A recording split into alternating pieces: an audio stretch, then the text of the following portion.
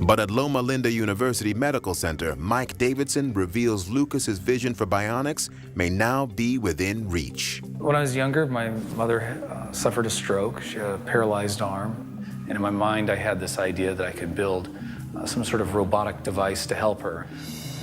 Michael now works with next-level prosthetics, including the iLimb by Touch Bionics. The iLimb is as close as we've been able to get to replicating the limb that Luke got in Star Wars.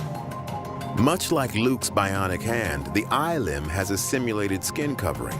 It is equipped with an array of surface sensors designed to intercept signals sent from the brain to control muscles. So every time a muscle contracts, it gives off a natural electrical noise.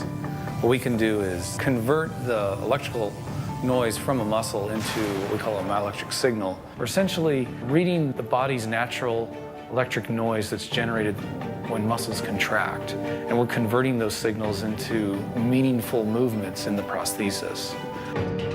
Commands sent to the user's muscles now activate movements of the bionic hand. It's kind of like the muscle now controls a switch, and it's in charge of the device and tells it when to go and when to stop. Earlier prosthetics featured crude closing mechanisms which lacked sophistication.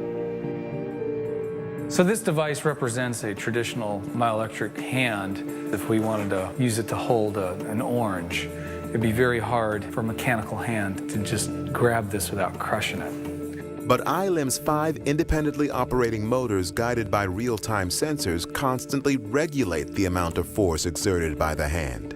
These motors stalled out because it sensed that there's an object there, and the other ones that haven't met the resistance will continue to go. So that way we're applying the same amount of force, we're just distributing it over a greater area. And so then you can hold it this way, and really that's more biological and more natural.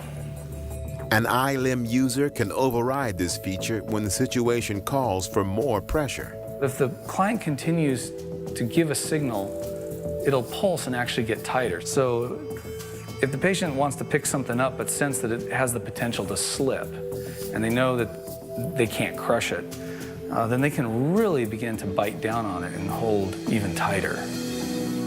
For some iLimb users, the benefits extend far beyond the practical. Anytime somebody loses a limb, there's still kind of unfortunate stigmas in society where we don't know how to react. Something like an iLimbs, it's a conversation piece where we could talk about it and say, wow, that's really cool, that's neat. It's not just a device by itself, it's an extension of who I am.